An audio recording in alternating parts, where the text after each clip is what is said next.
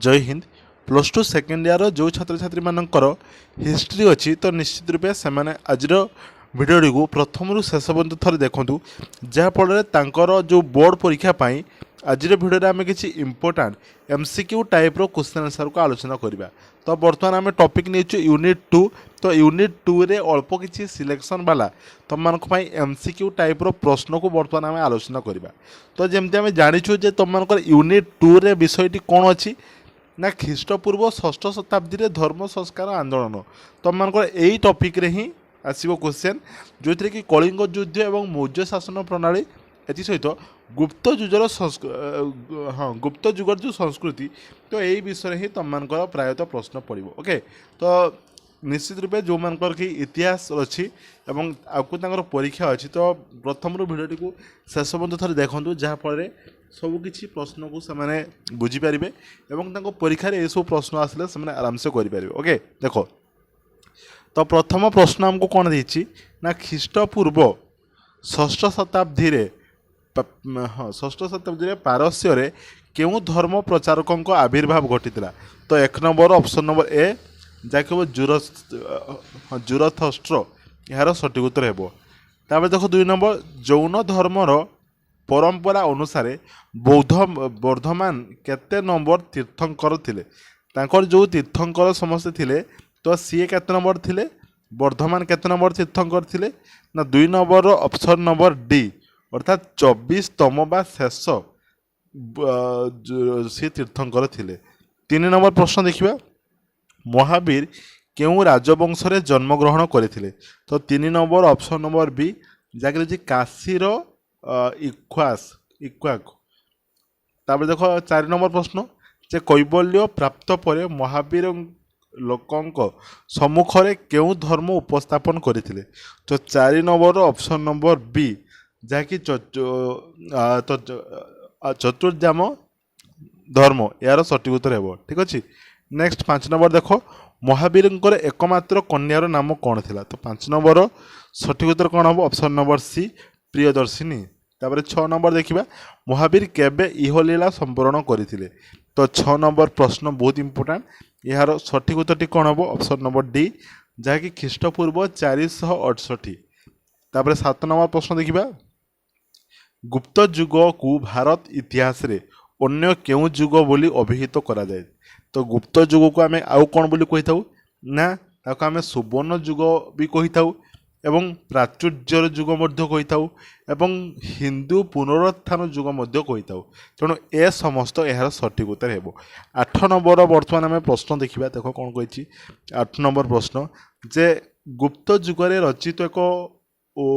उपपुराण को बाछि लेख कौन ये देख अच्छी ब्राह्म पुराण मत्स्य पुराण ना कल्की ना वायु पुराण तो यही 3टा अलगा होची तो ऑप्शन नंबर बी देखिए कल्की पुराण यार सठिक उत्तर है। तापर देख 9 नंबर प्रश्न काश्मीर कवि भौमों रचित काव्यर नाम कौन थिला तो 9 नंबर सठिक उत्तर हम ऑप्शन नंबर डी जहाँ कह रावणार्जुनीय यार सठिक उत्तर है। 10 नंबर रमक सिद्धांत नामक ज्योति ग्रंथ किए रचना करथिले तो 10 नंबर ऑप्शन नंबर सी जहाँकि लाटदेव यार सठिक उत्तर है।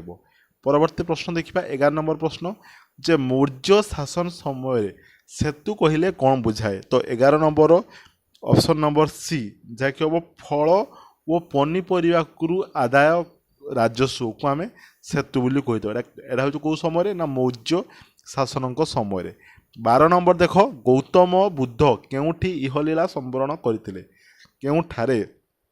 हमको पचारची 468 जो ख्रीष्टपूर्व थिला तो 12 नंबर ऑप्शन नंबर सी जहाँकि जो कुशीनारा यही सी कौन करते सी इहलीला संवरण करथिले। परवर्ती प्रश्न देखिबा 13 नंबर ख्रीष्टपूर्व 6ठ शताब्दी भारत रे निम्नलिखित मध्यरु केउं धर्म प्रचारकों आविर्भाव घटी ख्रीष्टपूर्व 6ठ शताब्दी तो 13 नंबर सठिक उत्तर हम option number C Mahavir Jain. तापर 14 नंबर प्रश्न देखिबा 6ठ शताब्दी भारत रे निम्न केउं कारण जोगु बौद्ध धर्म और जैन धर्मर प्रचार होइतिला तो 14 नंबर कौन हम ऑप्शन नंबर कौन देख ऑप्शन गुड़ा सब बोल के देख कौन कहला देख ब्राह्मण मानकर प्रधान ये भी होइतिला कुसंस्कार ଏବଂ ଯେଉଁ ବୈଦିକ কর্মকাণ্ডর জটিলতা তেণু এ সমস্ত মারিদেব ম্যাক্সিমম উত্তরটা এ সমস্তরে ହିଁ ঠিক উত্তর থাকে তেণু আখি বুঝিকি মারিবনি টিকে ভাবিকি মারিব কিন্তু 90% যদি এ সমস্ত যেটা থাকে সেটা ହିଁ ঠিক ହେଇଥାଏ 15 নম্বর দেখ মহাবীর জিন ও গৌতম বুদ্ধ কেউ বর্ণর ধর্ম প্রচারক ଥିଲେ তো 15 নম্বর কোণ হব অপশন নম্বর বি সে হচ্ছে ক্ষত্রিয় নেক্সট 16 নম্বর দেখিবা জৈন ধর্ম কিଏ ପ୍ରତିଷ୍ଠା କରିଥିଲେ ବହୁତ ଇଜି କ୍ୱେଶ୍ଚନ୍ ତ 16 নম্বର ସଠିକ ଉତ୍ତର ହେବ ଅପସନ୍ ନମ୍ବର ବି ଯାହାକି ମହାବୀର ଜିନ୍ 17 নম্বর ଦେଖ ଯେ ବୌଦ୍ଧ ଧର୍ମ କିଏ ପ୍ରତିଷ୍ଠା କରିଥିଲେ ତ 17 নম্বର କ'ଣ ହେବ option number C Gautam Buddha 18 নম্বর ଦେଖ ଯେ ଜୈନ ଧର୍ମର ପ୍ରଥମ ପ୍ରବର୍ତ୍ତକ କିଏ ଥିଲେ ବୋଲି ଆମକୁ ଧରାଯାଇଛି ବୋଲି ଆମକୁ ପଚାରିଛି ତ 18 নম্বର অপশন নম্বর বি যাকি ঋষভনাথ এর সঠিক উত্তর হব 19 নম্বর দেখিবা মহাবীর জিন কেবে জন্মগ্রহণ করে তো 19 নম্বর সঠিক উত্তর হব অপশন নম্বর বি যাকি হচ্ছে খ্রিস্টপূর্ব 540 নেক্সট দেখিবা আমার 20 নম্বর প্রশ্ন দিয়েছি মহাবীর পিতা সিদ্ধার্থ কেউ গোষ্ঠীর মুখ্য ଥିଲେ তো দেখ ভাল ভাবে অপশন সব কোণ দিয়েছি সে হচ্ছে জ্ঞান্ত্রিক গোষ্ঠীর মুখ্য ଥିଲେ পরবর্তী প্রশ্ন 21 নম্বর মহাবীরঙ্কর মাতাঙ্ক নাম কোণ ଥିଲା তো এই প্রশ্ন যদি পড়ব তাহলে তুমি কোণ লিখব মহাবীরঙ্কর মাতাঙ্ক নাম আগুর মধ্যে জানছে যে ত্রিশলা এর সঠিক উত্তর হব 22 নম্বর দেখিবা মহাবীরঙ্কর পত্নীঙ্ক নাম কোণ বলে আমাকে পচারিছি তো মহাবীরঙ্ক পত্নীঙ্কর নাম কোণ হব 22 নম্বর অপশন নম্বর বি যাকি যশোদা এর সঠিক উত্তর হব নেক্সট দীর্ঘ 12 বর্ষর তপস্যা পরে মহাবীর কেউ নদী কূଳରେ শাল বৃক্ষ মূলে ধ্যানস্থ থিবা বেলে দিব্য জ্ঞান প্রাপ্তি হয়েছিল কেউ দেখ কোণ সব দিয়েছি তো 23 নম্বর যদি আমি সঠিক উত্তর দেখিবা তো অপশন নম্বর সি ঋজু পালিকা এর সঠিক উত্তর হব 24 নম্বর দেখ জৈন ধর্মরে দিব্য জ্ঞানকু কোণ বলি কুহযায় তো 24 নম্বর অপশন নম্বর কোণ হব রে হ্যাঁ জৈন ধর্মরে দিব্য জ্ঞানকু আমি তাকে আমি কৈবল্য বলে কইতা ঠিক আছে কৈবল্য এর সঠিক উত্তর হব নেক্সট দেখ 25 নম্বর মহাবীর জিনক জামাতাঙ্কর নাম কোণ ଥିଲା ঠিক আছে 25 নম্বর আমি সে জামাতাঙ্ক নাম কোণ বলে পচারা কোণ হব না জামাଳି কোণ হব জামাଳି নেক্সট 26 নম্বর প্রশ্ন দেখ মহাবীর কেউ স্থাନରେ ইহলীলা সম্বরণ করে তো 26 নম্বর অপশন নম্বর কোণ হব অপশন নম্বর ডি ଯାହା ରହିଛି ପାବା ନେକ୍ସଟ 27 নম্বর দেখ জৈন ধর্মর 23তম তীর্থঙ্কর কিଏ ଥିଲେ আমি তো 24তম বা শেষ তীর্থঙ্কর জানিলে 23তম বর্তমান আমি জানিবা যাহাকি রয়েছে অপশন নম্বর কোণ হব ডি পার্শ্বনাথ ঠিক আছে পার্শ্বনাথ এর সঠিক উত্তর হব বর্তমান 28 নম্বর প্রশ্ন দেখিবা যে পার্শ্বনাথଙ୍କ দ্বারা প্রচারিত চতুর্যাম ধর্মরে মহাবীর কেউ নীতি পঞ্চম নীতি ভাবে যোগ করে তো 28 নম্বর অপশন নম্বর সি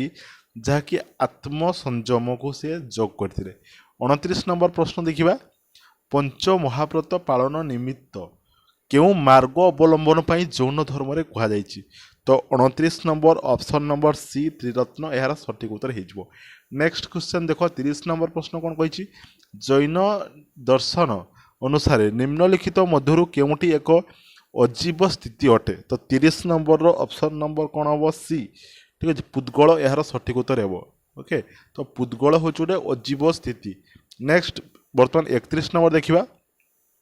জৈন মতবাদ অনুসারে 5 প্রকার জ্ঞান মধ্যরু কেউটি এক জ্ঞান নুহে